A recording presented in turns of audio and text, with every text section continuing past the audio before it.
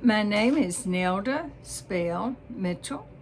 I live with my husband Dennis Mitchell on a farm east of Collins, Mississippi.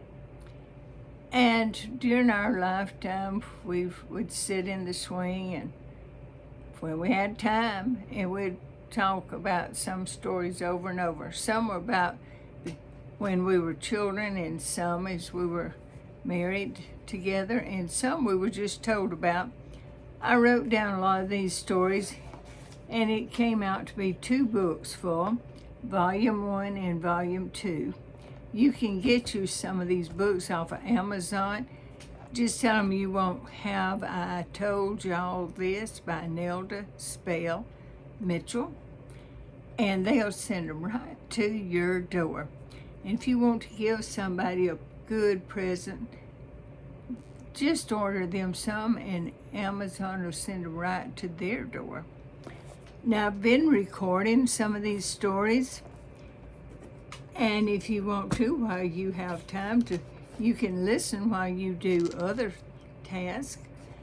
So just do that and tell your friends to listen. They might enjoy them as well.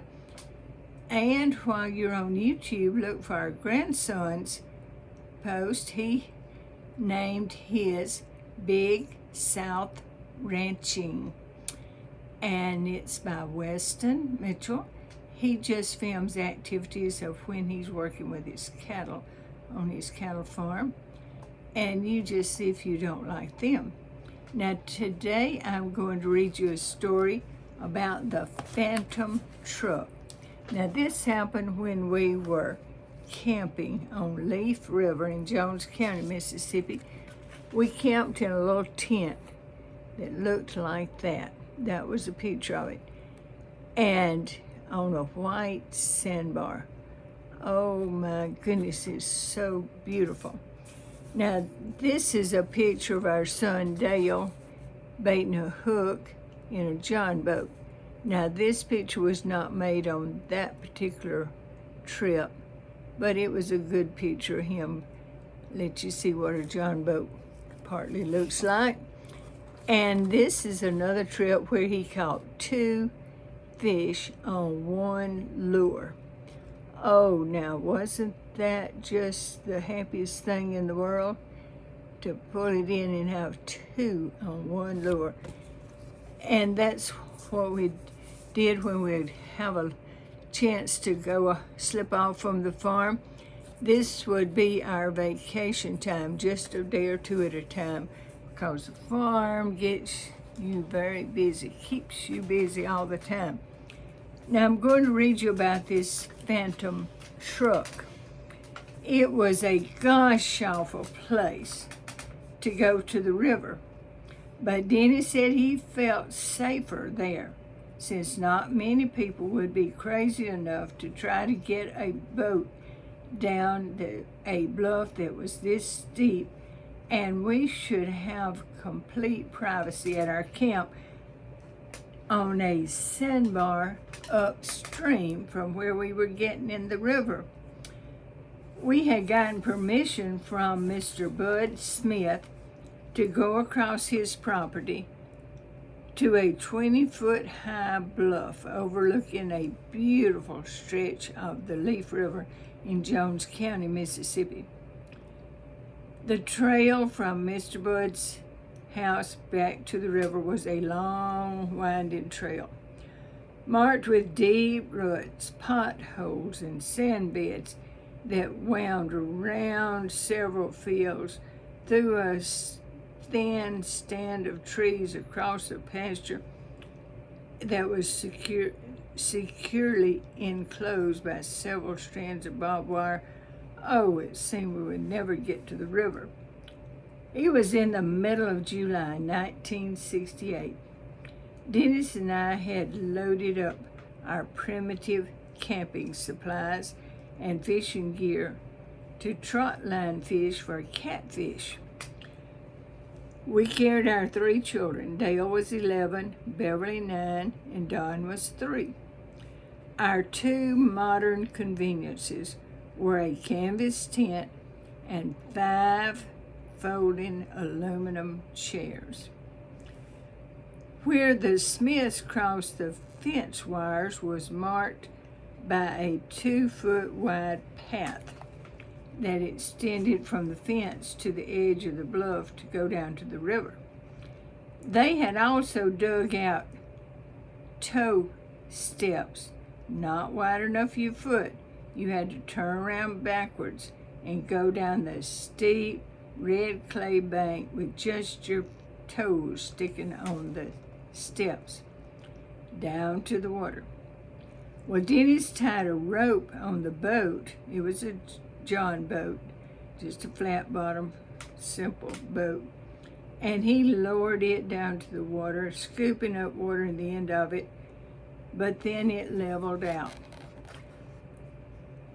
Okay, you climb down and stand in the boat and catch everything as I throw it to you, Dennis told me as he started throwing quilts in the boat even before I got in. Oh, I fussed. This is so stupid.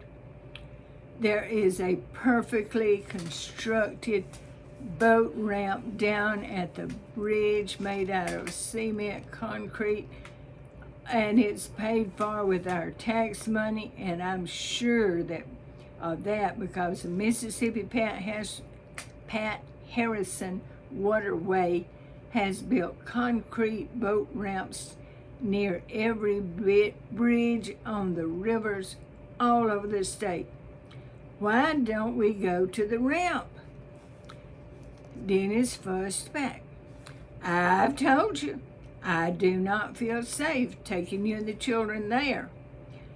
Too many people that I consider riff-raff hang around there. They probably would not bother us, but they would be drinking and talking ugly. And just the minute we got out of sight, they would steal everything they could strip off of our pickup. Some of them looked just like the rednecks in that movie Deliverance that we saw a few weeks back. You remember that Burt Reynolds killed that SOB with a bow and arrow? And you remember what he had done on that river, don't you? Well, I do, and I am taking you where I think we will be safe. Plus, it has not been long since we heard on the TV on Channel 7 about a hunter across the river, not far from here, finding that skeleton of that young lady that had been missing for a few years. Oh, is that where we're going? I asked. Denny said, no, that is 100-foot bluff where that lady was found at the top of it. It was on the other side of the river, across from the fish traps, and we're not going up that far. Now, the fish trap is a rock formation that extends across the river that was made by American Indians and or early settlers, with a small openings where baskets can be placed to catch fish. Well, we had to take 2 trips to carry all of our supplies to the campsite on a sandbar. It was a beautiful place. The river made a U-shaped curve around that sandbar, and it was big. Not many snags were in the water there, and it made a safe place for the children to swim and play. Oh, we had a wonderful time. Dennis caught lots of minnows in his minnow jars for bait. He caught enough fish to fry for supper each night. Mother and Daddy brought 2 more of their grandchildren, Bruce and Gail McGee. They brought them down the second afternoon that we were there and let them play, and they stayed for supper. Well, we had planned to stay just 2 nights, but the weather was so pretty, and we were having such a good time that we decided to stay another night. And a big bonus was that we had it all to ourselves, not a sound, except the sounds that we made and the ripple of the water.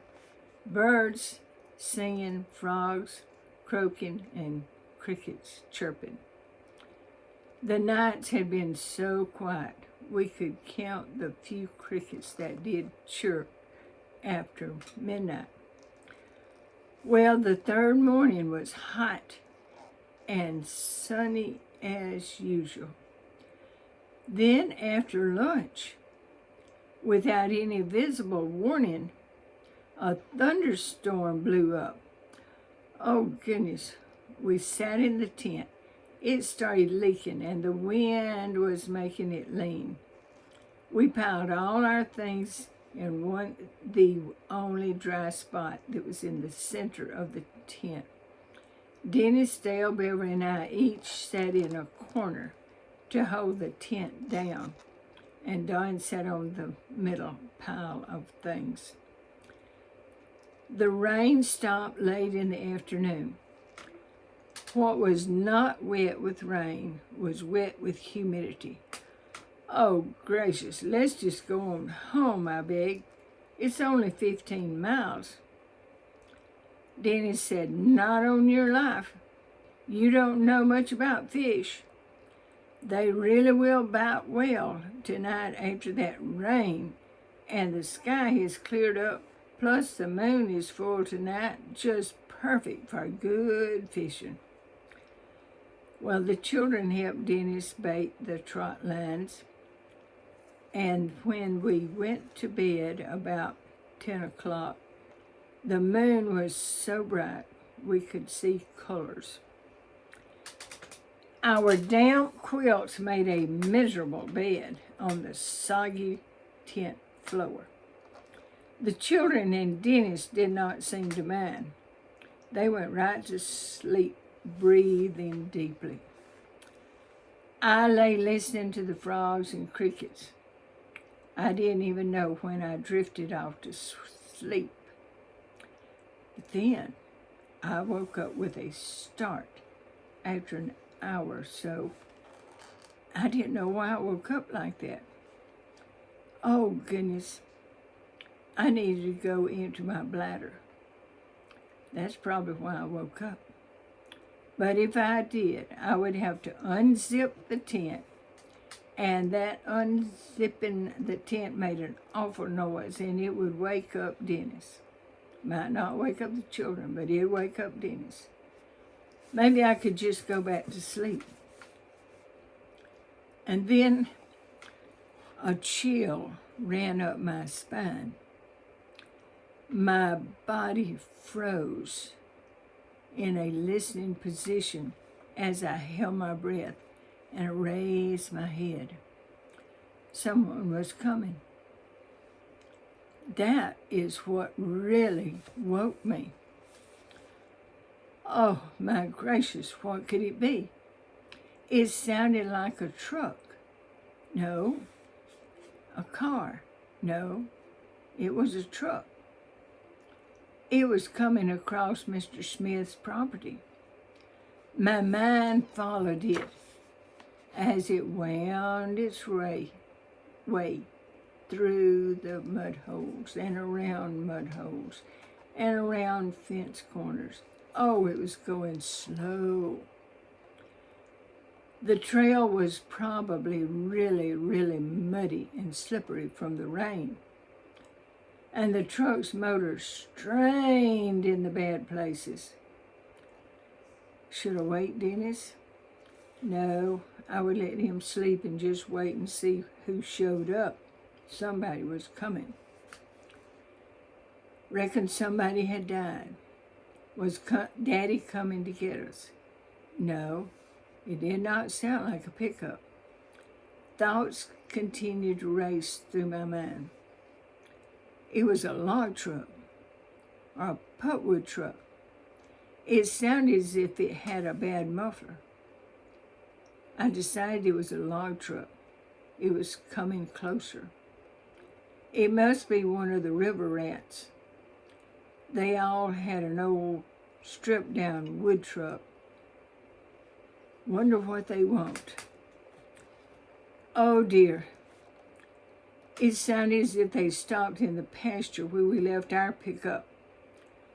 Maybe they will leave after they steal the battery and won't steal anything else. Oh, I sure didn't know to go relieve myself. But chills ran all over me again. The old truck was coming closer, on through the pasture, closer to where we were camped, closer and closer. Then it sounded as if it stopped on the bluff at the back side of our sandbar. Oh, it must be Mr. Smith coming for us. He would know where to find us. I held my breath until he had time to scramble down through the thin strip of woods to the sandbar. Was he scrunching in the sand as he walked? No. He must be having trouble. And why didn't he switch off that motor? It was still running. Maybe somebody stayed in the truck while he came for us. I was about to pop. Why didn't he hurry? I held my breath again and listened. No, that sound was, no scrunching sound was to be heard. All I heard was the motor. It must not be Mr. Smith. It must be a courting couple using the trail for a lover's lane. Nah, a couple would not come this far off the main road. There were too many places to pull off out of sight, closer to the pavement, without the risk of getting stuck in a muddy trail. Well, there was no question about it. That motor belonged to some river rat. They were probably having a beer party and had the motor running so they could shine their lights without running the battery down. When they all get good and drunk, they will come down and harass us. Oh dear, reckon they can see our tent. The moon was shining so bright I could see inside the tent. Oh, I was dying to relieve myself. I decided to go outside, even if I woke everyone up with that zipper and got caught by that riffraff. Oh, but no, that motor changed gears. Well, I'll be. They were coming closer. Are they going to drive through the fence and right down to the sandbar? No. Sounds like they're backing up. No, they're closer.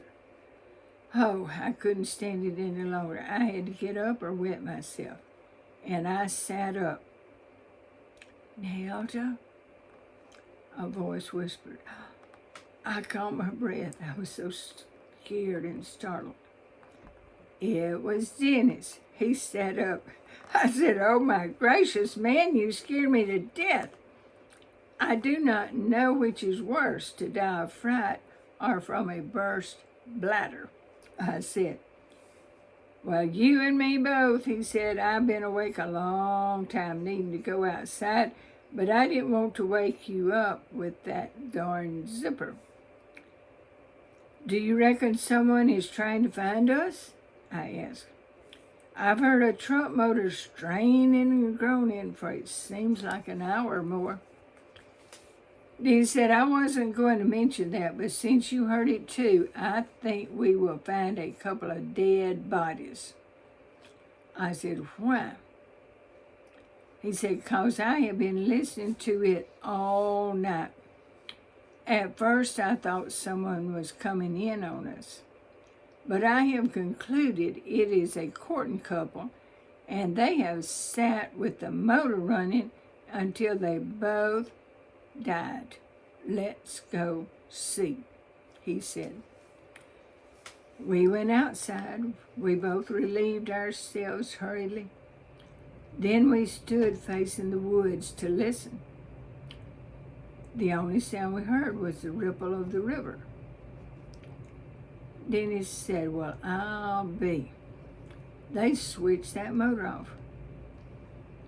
So we stepped back in the tent. No, they didn't, I said. Hear it? I'm going back outside and see if I can tell how much closer they are to us, Dennis said. Well, I followed him. We didn't hear anything. We went in and out of the tent a half dozen times to listen. Inside the tent, the motor noise sounded like it was really close. Outside, there was no motor noise at all. Finally, a light switched on in Dennis's brain. He said, I know what that is. This tent is acting as an amplifier. The closest motor that runs all night is 5 miles away at the Salt Dome. That is why we don't hear it outside. I believed he was right, but I stayed awake the rest of the night just in case he wasn't. And he did too.